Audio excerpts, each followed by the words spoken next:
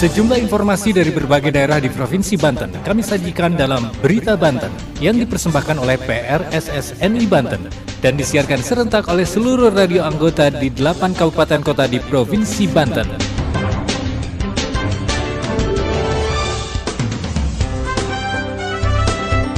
Anda kembali bersama kami di Berita Banten PRSSNI Banten edisi hari ini Rabu 7 Juni 2023. Sejumlah informasi dari berbagai wilayah di Provinsi Banten kami hadirkan kembali untuk Anda yang disiarkan serentak oleh seluruh radio anggota di 8 kabupaten kota di Provinsi Banten.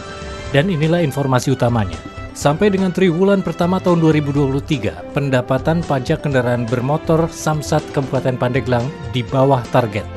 KPU Kota Serang telah melakukan verifikasi administratif terhadap 695 bacalek. Hasilnya ada beberapa bacalek yang administrasinya belum lengkap. Kebakaran gudang kopi kapal api di Cikupa, Kabupaten Tangerang menimbulkan kerugian miliaran rupiah. Bersama saya Aldi Akbar, inilah Berita Banten selengkapnya.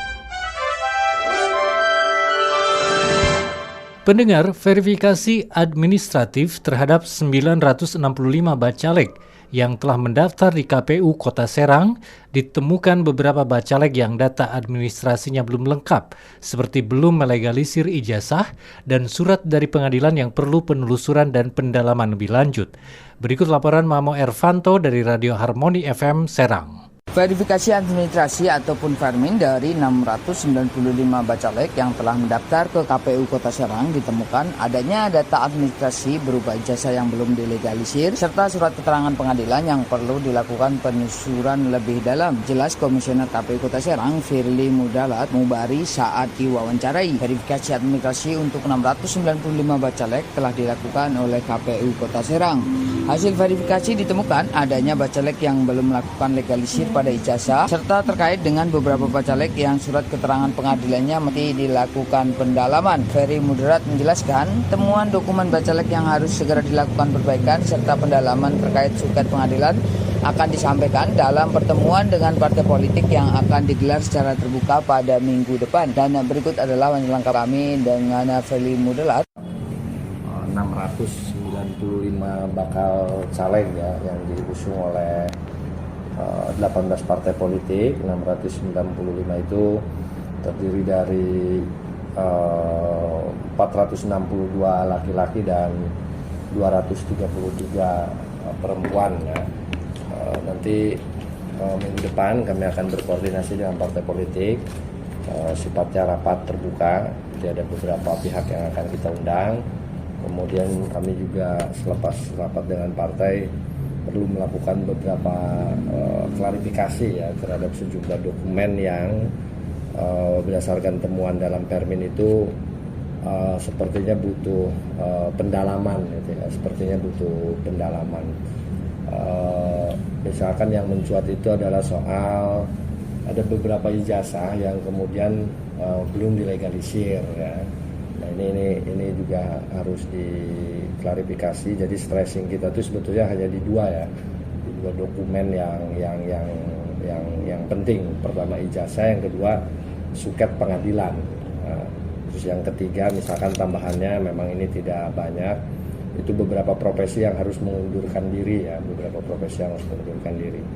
Nah soal ijazah itu temuannya ada yang belum dilegalisir, ada yang paket C ya, terus kemudian ada dia melampirkan akademik S1 S2 tapi belum diupload ijazahnya kayak gitulah.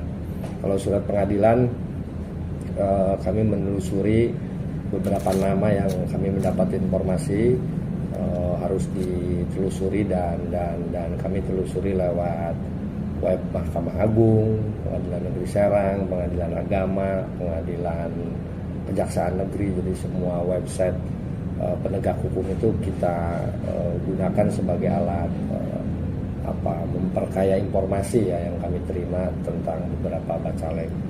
Freddy Mudiat menambahkan, dari temuan verifikasi administrasi bacalek tersebut, KPU Kota Serang fokus pada dua hal, yakni terkait dengan legalisir ijazah serta lampiran suket pengadilan dari beberapa nama bacalek. Pihaknya akan melakukan pengecekan serta penelusuran secara mendalam, terutama untuk suket ataupun surat keterangan pengadilan. Saya Momo Irvanto, wartawan Harmoni FM Serang melaporkan untuk Berita Banten. Pendengar, sampai dengan triwulan pertama tahun 2023, pendapatan pajak kendaraan bermotor pada UPTD Samsat Kabupaten Pandeglang masih jauh dari target yang telah ditetapkan. Karena itu, agar target pendapatan sesuai dengan yang diharapkan, akan dilakukan berbagai upaya, salah satunya dengan melakukan pendataan dan razia kendaraan bermotor.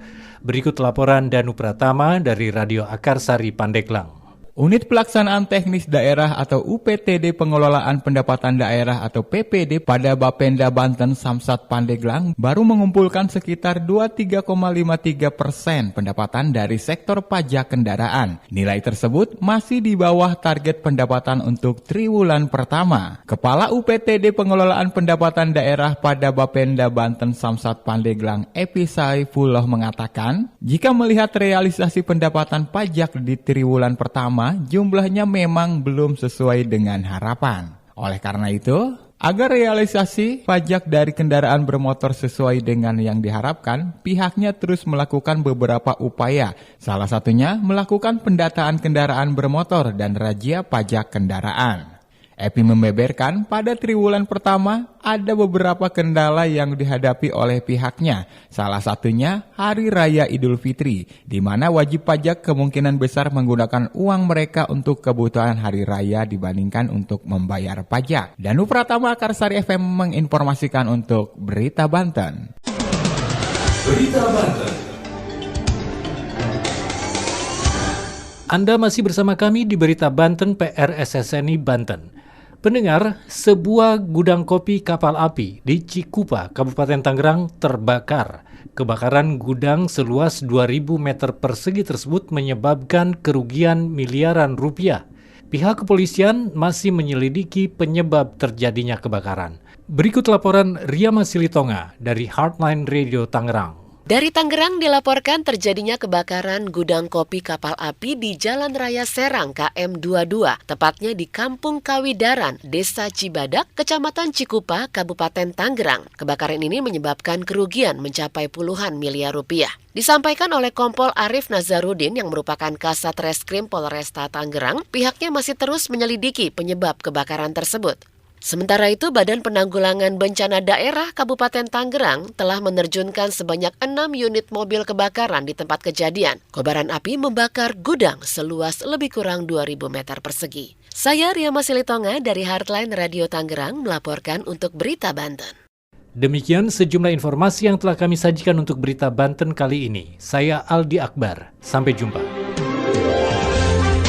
Terima kasih Anda telah mendengarkan Berita Banten yang dipersembahkan oleh PRSSNI Banten.